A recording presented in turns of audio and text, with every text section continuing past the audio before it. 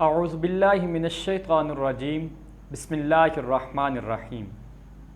معزز و محترم ناظرین کرام، السلام علیکم۔ بصیرت ٹی وی کے ساتھ حافظ مدثر فاروق حاضر خدمت ہے۔ ناظرین محترم، اللہ رب العالمین نے انسان کو اس کائنات میں پیدا فرما کر اپنا علم عطا کرنے کی خاطر تعلیم و تعلم سے آراستہ کرنے کے لیے اللہ کریم نے انسان کو مختلف ذرائع عطا فرمائے ہیں۔ اس خالق و مالک نے انسان کو عقل و دانش سے نوازا۔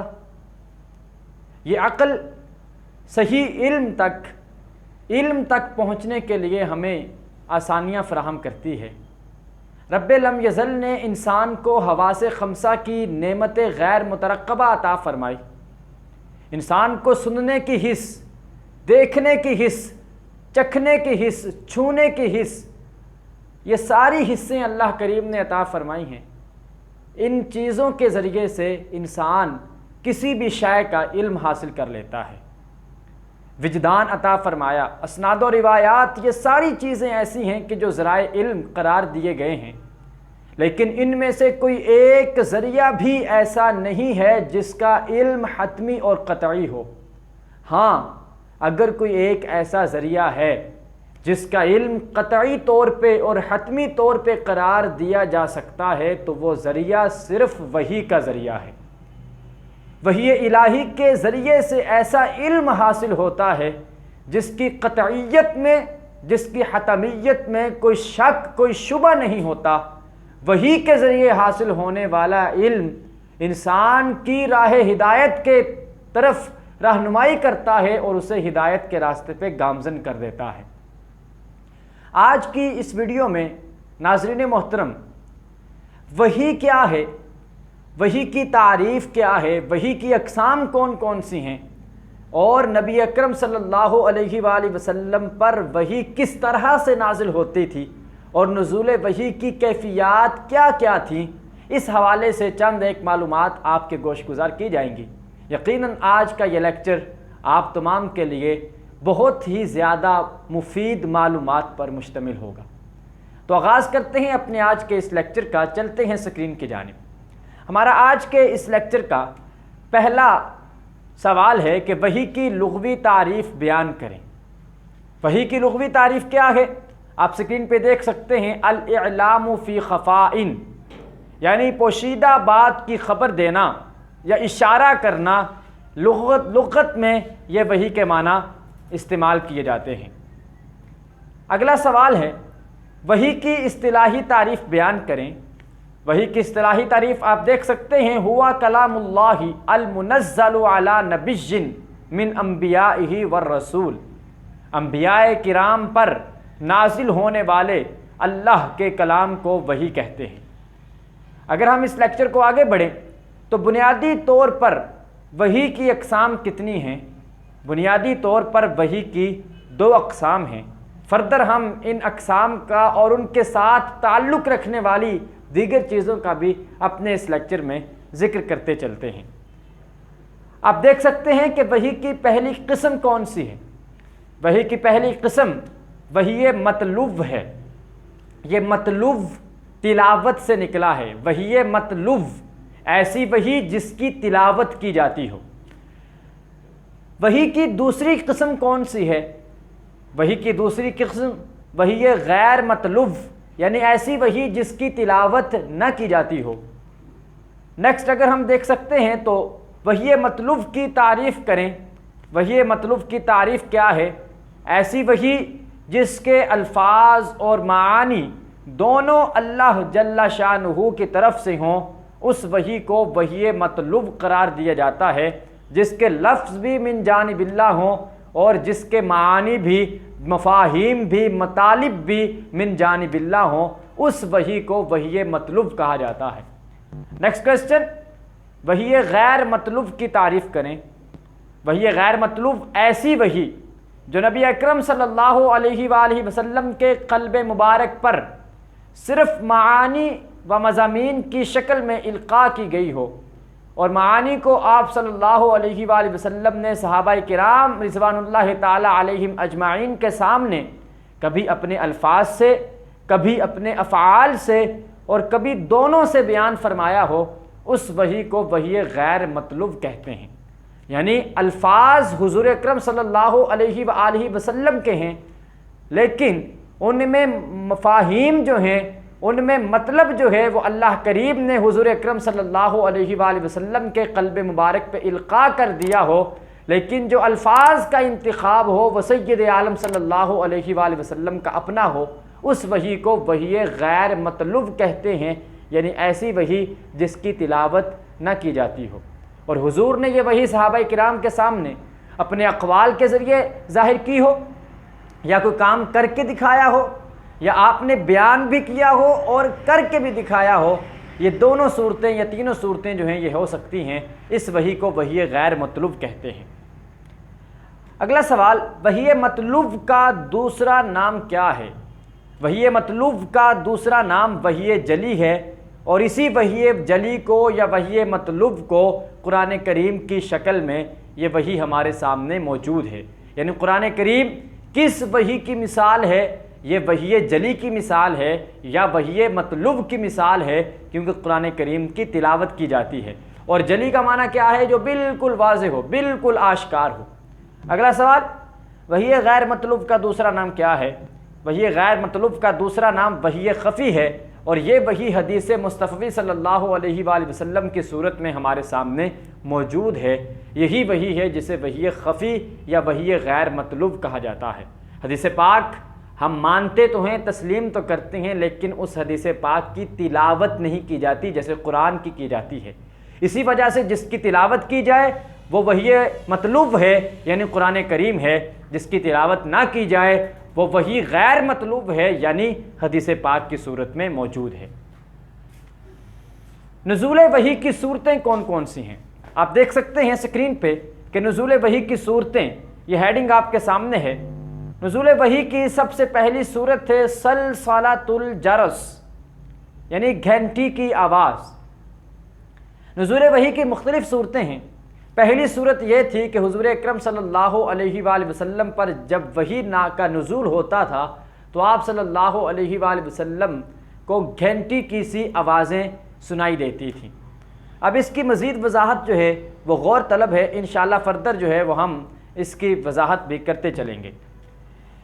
سلسلۃ الجرس یعنی گھنٹی کی آواز، ایک روایت آپ سکرین پہ دیکھ سکتے ہیں، بخاری شریف کی روایت ہے، باب بدء الوحی کی دو نمبر حدیث ہے۔ عن عائشہ ام المؤمنین رضی اللہ عنہا، حضرت عائشہ رضی اللہ تعالی عنہا اس حدیث پاک کی مرویہ ہیں۔ آپ بیان فرماتی ہیں، ان الحارث بن حشام رضی اللہ عنہ سأل رسول اللہ صلی اللہ علیہ وسلم فقال یا رسول اللہ کیف یأتیک الوحی؟ فقال رسول اللہ صلی اللہ علیہ وآلہ وسلم احیانا یأتینی مثل سلسلۃ الجرس۔ پوچھا گیا اللہ کے نبی صلی اللہ علیہ وآلہ وسلم سے کہ اے اللہ کے رسول، آپ کے اوپر وحی کس طرح سے آتی ہے؟ تو حضور اکرم صلی اللہ علیہ وآلہ وسلم نے فرمایا کبھی کبھی ایسے آتی ہے جیسے گھنٹی کے بجنے کی آواز ہوتی ہے۔ اور پھر آپ نے مزید وضاحت فرمائی، وَهُوَ أَشَدُّهُ عَلَيَّ، وحی کہ یہ کیفیت مجھ پر بہت بھاری ہوتی ہے، فَيُفْصَمُ عَنِّي وَقَدْ وَعَيْتُ عَنْهُ مَا قَالَ، اور جب وحی کی یہ کیفیت مجھ سے دور ہوتی ہے، جو کچھ اس وحی کے ذریعے مجھ سے کہا جاتا ہے مجھے بالکل اچھی طرح سے ذہن نشین ہو جاتا ہے، اچھی طرح سے یاد ہو جاتا ہے۔ یعنی وحی کے نزول کے ساتھ ہی وحی کا جو سلسلہ ہو رہا ہوتا ہے اس میں حضور اکرم صلی اللہ علیہ وآلہ وسلم کو وہ وحی بالکل ازبر ہو جاتی ہے۔ وَأَحْيَانًا يَتَمَثَّلُ لِيَ الْمَلَكُ رَجُلًا، میں کبھی کبھار فرشتہ وہ انسانی شکل میں آتا ہے، کسی انسان کی شکل میں آ کر کلام کرتا ہے، فَيُكَلِّمُنِي فَاعِي مَا يَقُولُ، وہ مجھ سے کلام کرتا ہے اور جو وہ کہتا ہے میں اسے یاد کر لیتا ہوں۔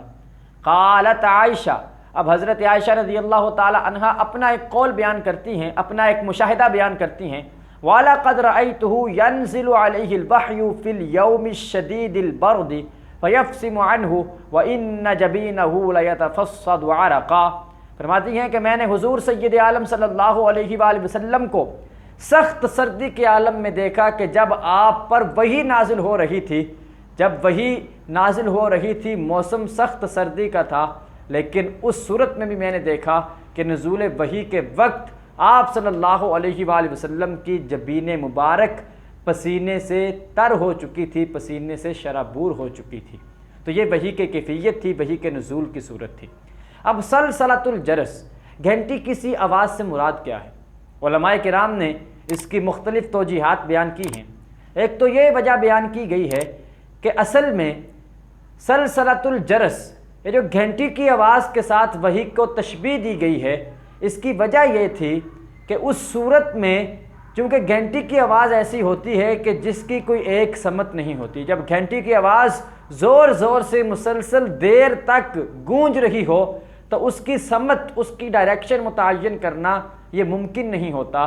اس وجہ سے حضور اکرم صلی اللہ علیہ وآلہ وسلم نے اس وحی کی کیفیت کو گھنٹی کی آواز کی مثل قرار دیا ہے۔ بہرحال اس کی اور بھی توجیحات ہو سکتی ہیں، سمجھانا یہ مقصود ہے کہ وحی کی صورتوں میں سب سے پہلی صورت سلسلۃ الجرس ہے، یعنی گھنٹی کے بجنے کی آواز، یہ وحی کی پہلی صورت ہے۔ اور اسی وحی کی جو کیفیت ہے سلسلۃ الجرس کی، اس میں حضور اکرم صلی اللہ علیہ وآلہ وسلم پر بہت زیادہ مشقت ہوتی تھی۔ آپ نے ایک روایت آپ کے سامنے بیان بھی کی گئی ہے کہ آپ صلی اللہ علیہ وآلہ وسلم نے فرمایا وَهُوَ أَشَدُّهُ عَلَيَّ، وحی کی یہ کیفیت مجھ پر بہت بھاری ہوتی ہے۔ اب ایک دوسری روایت آپ کے سامنے بیان کی جا رہی ہے، فرمایا إِن كَانَ لَيُوحَىٰ إِلَيْهِ وَهُوَ عَلَىٰ نَاقَتِهِ فَيَضْرِبْ حِزَامَهَا مِنْ ثِقْلِ مَا يُوحَىٰ إِلَيْهِ۔ فتح الباری جلد نمبر 1 صفحہ نمبر 3 کی روایت ہے کہ بعض اوقات اس وحی کی ہلکی ہلکی آواز دوسروں کو بھی محسوس ہوتی تھی، اور یہ وحی کی کیفیت ایسی تھی کہ اس وحی میں سلسلۃ الجرس میں اس کیفیت میں اگر حضور اکرم صلی اللہ علیہ وآلہ وسلم کسی اونٹنی پر سوار ہوتے اور وحی کا نزول ہونا شروع ہو جاتا تو اس وحی کے بوجھ کی وجہ سے وہ اونٹنی اپنے گھٹنوں پر بیٹھ جایا کرتی تھی، اور اس وحی کی آواز بھی دوسروں کو سنائی دیا کرتی تھی سم ٹائم۔ جیسے حضرت عمر فاروق رضی اللہ تعالی عنہ نے اپنا ایک مشاہدہ بیان فرمایا ہے، فرماتے ہیں کہ جب آپ صلی اللہ علیہ وآلہ وسلم پر وحی نازل ہوتی تو آپ کے چہرہ انور کے قریب شہد کی مکھیوں کی بھنبھناہٹ جیسی آواز سنائی دیتی تھی۔ ہم نے کوشش کی ہے کہ یہ ساری روایات جو ہیں باحوالہ درج کی جائیں تاکہ اگر کوئی ان کی ریسرچ کرنا چاہے، تحقیق کرنا چاہے یا تخریج کرنا چاہے تو وہ ان کتب سے رہنمائی لے سکتا ہے۔ آپ سکرین پہ ان ساری روایات کو بھی دیکھ سکتے ہیں اور ان کے ریفرنسز کو بھی ملاحظہ کر سکتے ہیں۔ آگے بڑھتے ہیں۔ نزول وحی کی مختلف صورتوں میں پہلی صورت سلسلۃ الجرس کی تھی، اور دوسری صورت ہے فرشتے کا انسانی صورت میں آنا، جس کے بارے میں حدیث پاک مفصل بیان ہوئی صحیح بخاری کی۔ فرمایا احیانا یتمثل لی الملک رجلا، کبھی کبھی فرشتہ انسانی شکل میں آتا ہے۔ وحی کی یہ کیفیت اتنی مشقت انگیز نہیں ہوتی تھی کیونکہ حضور اکرم صلی اللہ علیہ وآلہ وسلم کے سامنے اس وقت فرشتہ بشریت کے لبادے میں آتا تھا۔ سب سے مشکل اور سب سے سخت ترین کیفیت وحی کی وہ سلسلۃ الجرس ہے۔ دوسری کیفیت وحی کی ہے فرشتے کا انسانی صورت میں آنا، اور اکثر اوقات فرشتہ حضرت دحیہ کلبی رضی اللہ تعالی عنہ کی شکل و صورت میں آیا کرتا تھا، جیسے کہ دیگر کتابوں میں بھی یہ صراحت اور یہ وضاحت موجود ہے۔ آگے بڑھتے ہیں۔ وحی کی تیسری صورت، وحی کی تیسری صورت یہ ہے کہ فرشتے کا اصلی شکل میں آنا۔ پہلی صورت سلسلۃ الجرس، گھنٹی کی سی آواز۔ دوسری صورت فرشتے کا انسانی شکل میں آنا، اور فرشتہ حضرت دحیہ کلبی رضی اللہ تعالی عنہ کی صورت میں آیا کرتا تھا۔ تیسری صورت فرشتے کا اپنی اصلی شکل میں آنا، جیسے حضرت جبریل علیہ السلام حضور اکرم صلی اللہ علیہ وآلہ وسلم کے سامنے کئی مرتبہ وحی لے کر آئے اور اپنی اصلی شکل میں آئے۔ جیسے ایک مرتبہ حضرت حمزہ حضور اکرم صلی اللہ علیہ وآلہ وسلم کے چچا سید الشہداء رضی اللہ تعالی عنہ نے خواہش کی تھی کہ میں دیکھنا چاہتا ہوں حضرت جبرائیل کو اپنی اصلی صورت میں۔ اس وقت حضرت جبرائیل اصلی صورت میں آئے۔ پھر جب دوسری مرتبہ وحی کا نزول ہوا اور آپ صلی اللہ علیہ وآلہ وسلم نے دیکھا کہ جبریل امین علیہ السلام آسمان اور زمین کے درمیان ایک کرسی پہ بیٹھے ہوئے ہیں، اس وقت بھی آپ صلی اللہ علیہ وآلہ وسلم نے جبریل امین کو اصلی شکل میں دیکھا تھا۔ اسی طرح سے جو فرشتے کا انسانی شکل میں آنا ہے، یہ واضح ہو چکا ہے کہ فرشتہ کبھی کبھار حضرت دحیہ کلبی رضی اللہ تعالی عنہ کی صورت میں آیا کرتے تھے، اسی طرح سے فرشتہ کبھی کسی عام انسان کی صورت میں بھی آ جایا کرتا تھا، جیسے حدیث جبرائیل، ہر حدیث کی کتاب میں تقریباً یہ روایت موجود ہے۔ اس حدیث جبرائیل میں حضرت جبرائیل علیہ السلام ایک عام اعرابی کی صورت میں حضور اکرم صلی اللہ علیہ وآلہ وسلم کے سامنے حاضر ہوئے تھے۔ بہرحال وحی کی اگلی صورت ہے رؤیائے صادقہ، سچے خواب، ایسے خواب جو سچے ہوتے ہیں، اور انبیاء اکرام علیہم السلام کے خواب سچے ہی ہوا کرتے ہیں۔ جیسے حضرت یوسف علیہ السلام نے خواب دیکھا، گویا وہ خواب میں انہیں وحی دکھائی جاتی ہے جس کی بعد میں تعبیر ہوتی ہے، اور آپ کے وہ تعبیر سچی ثابت ہوتی ہے، اور یوں خواب ہی سچا ثابت ہوا۔ اسی طرح حضرت ابراہیم علیہ السلام نے خواب دیکھا کہ وہ اپنے بیٹے کو ذبح کر رہے ہیں، تو انہوں نے اسے وحی سمجھا۔ تو انبیاء کرام کو جو خواب آتے ہیں وہ بھی سچے ہوتے ہیں، اور وہ وحی پر مشتمل یا وحی پر مبنی ہوتے ہیں۔ اور اسی کے اوپر ایک روایت بھی ہے رؤیائے صادقہ یعنی سچے خوابوں کی، اول ما بدی بہ رسول اللہ صلی اللہ علیہ وآلہ وسلم من الوحی الرؤیا الصالحہ فی النوم فکان لا یرا رؤیا الا جاءت مثل فلق الصبح۔ صحیح بخاری کی روایت حدیث نمبر 3 باب بدء الوحی کی روایت ہے کہ نبی اکرم صلی اللہ علیہ وآلہ وسلم پر وحی کی ابتدا کس بات سے ہوتی ہے کہ ابتدائے وحی میں حضور اکرم صلی اللہ علیہ وآلہ وسلم کو سچے خواب آنا شروع ہوتے ہیں۔ جو خواب آپ رات کو دیکھتے ہیں، صبح اس خواب کی تعبیر بھی ظاہر ہو جاتی ہے۔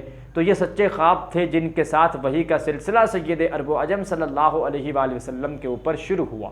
تو یہ چند صورتیں ہمارے سامنے ہیں۔ سب سے پہلے سلسلۃ الجرس، دوسری صورت فرشتے کا انسانی شکل میں آنا، تیسری صورت فرشتے کا اصلی شکل میں آنا، اور چوتھی صورت رؤیائے صادقہ، سچے خواب۔ ہم آگے اگر اس لیکچر کو آگے بڑھاتے ہیں تو پانچویں صورت وحی کی یہ ہے کلام الہی، یعنی اللہ کریم ڈائریکٹ اپنے نبی کے ساتھ ہم کلام ہو جائے، جیسے حضرت موسیٰ علیہ السلام کے ساتھ اللہ کریم نے کوہ طور پہ کلام کیا۔ اسی طرح سے ہمارے نبی صلی اللہ علیہ وآلہ وسلم کو معراج کی رات عرش پہ بلا کے اللہ کریم نے کلام کیا۔ تو یہ کلام الہی یعنی ڈائریکٹ بغیر کسی واسطے کے اللہ کریم کلام فرما لے، تو یہ بھی وحی کے نزول کی صورت ہے۔ اور یوں یہ پانچ صورتیں جو ہیں وہ ہمارے سامنے عیاں ہو گئی ہیں۔ نزول وحی کی چھٹی صورت ہے نفس فی الروح، یعنی دل میں کوئی بات ڈال دینا، القاء ہو جانا، یعنی نہ تو فرشتہ آئے، نہ اللہ کریم کلام فرمائے، نہ کوئی خواب آئے، بلکہ دل میں کوئی بات اتار دی جائے۔ جیسے ایک حدیث پاک ہے، آپ سکرین پہ دیکھ سکتے ہیں، نبی رحمت صلی اللہ علیہ وآلہ وسلم نے فرمایا وَإِنَّ الرُّوحَ الْأَمِينَ قَدْ نَفَسَ فِي رَوْعِي أَنَّهُ لَن تَمُوتَ نَفْسٌ حَتَّى تُسْتَوْفَى رِزْقُهَا فَأَجْمِلُوا فِي الطَّلَبِ۔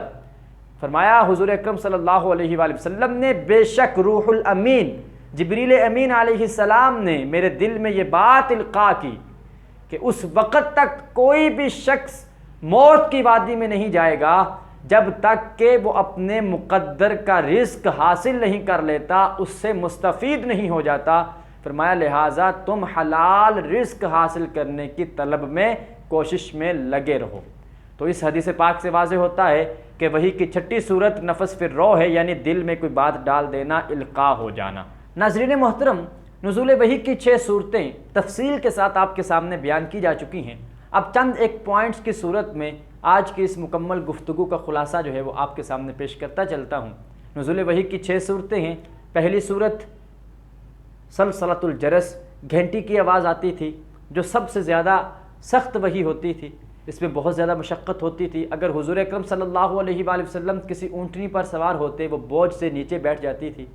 جب یہ وحی کی کیفیت جدا ہوتی، سخت سردی کے موسم میں بھی آپ صلی اللہ علیہ وآلہ وسلم کی جبین مبارک پہ پسینے کے قطرے نمودار ہو جاتے تھے، اور یہ وحی کی آواز پاس بیٹھنے والے بھی سن لیتے تھے، مکھیوں کی بھنبھناہٹ کی طرح کی آواز محسوس ہوتی تھی۔ وحی کی دوسری صورت تھی کہ فرشتہ انسانی شکل میں آتا تھا، کبھی حضرت دحیہ کلبی رضی اللہ تعالی عنہ کی صورت میں، کبھی کسی عام اعرابی کی صورت میں۔ وحی کی تیسری صورت فرشتہ اصلی شکل میں آتا تھا، جیسے آپ صلی اللہ علیہ وآلہ وسلم نے دوسری وحی کے موقع پہ جبریل امین کو اصلی صورت میں دیکھا، اور کئی مواقع پہ بھی اس چیز کا مشاہدہ ہوا۔ وحی کی چوتھی صورت رؤیا صادقہ یعنی سچے خواب آتے تھے۔ سب سے پہلے وحی کی ابتدا ہی سچے خوابوں سے ہوتی ہے۔ جو خواب حضور رات کو دیکھتے ہیں، صبح کے اجالے میں سورج کی روشنی کی طرح وہ خواب اسی طرح سے واضح اور عیاں ہو جاتا ہے۔ وحی کی پانچویں صورت ڈائریکٹ کلام الہی ہو جاتا ہے، جیسے موسیٰ علیہ السلام پہ کوہ طور پہ کلام ہوا اور حضور اکرم صلی اللہ علیہ وآلہ وسلم کے ساتھ اللہ کریم نے معراج کی رات کلام فرمایا۔ وحی کی چھٹی اور آخری صورت نفس پھر روح ہے، یعنی دل میں کوئی بات ڈال دی جائے، جیسے بخاری کی 3 نمبر روایت آپ کے سامنے بیان کی گئی ہے۔ تو یہ نزول وحی کی صورتیں ہیں۔ کیفیات کیا ہیں؟ کیفیت میں ایک کیفیت یہ بھی ہے کہ آپ صلی اللہ علیہ وآلہ وسلم سخت سردی کے موسم میں آپ کی جبین پسینے میں شرابور ہو جاتی تھی۔ ایک کیفیت یہ بھی ہے کہ آپ صلی اللہ علیہ وآلہ وسلم نزول وحی کی کیفیت میں آپ اگر اونٹنی پر سوار ہوتے، اونٹنی بوجھ سے نیچے بیٹھ جاتی تھی۔ ایک کیفیت یہ بھی ہے کہ اگر کسی صحابی کا گھٹنا آپ کے گھٹنے کے نیچے ہوتا، جیسے حضرت زید کی ایک روایت ملتی ہے، تو وہ بہت زیادہ بوجھ محسوس کرتے تھے۔ اسی طرح سے مکھیوں کی بھنبھناہٹ کی آواز سننا، یہ بھی آپ صلی اللہ علیہ وآلہ وسلم کی نزول وحی کی کیفیت کو بیان کرتا ہے۔ بنیادی طور پر وحی کی 2 قسمیں تھیں، وحی مطلوب اور غیر مطلوب۔ مطلوب جو تلاوت کی جائے، غیر مطلوب جس کی تلاوت نہ کی جائے۔ مطلوب اس کی دوسرا نام اس کا وحی جلی ہے، غیر مطلوب کا دوسرا نام وحی خفی ہے۔ وحی مطلوب کی مثال قرآن پاک ہے، وحی غیر مطلوب کی مثال حدیث پاک ہے۔ ناظرین محترم، اس کے ساتھ ہی ہمارا آج کا لیکچر مکمل ہوا چاہتا ہے۔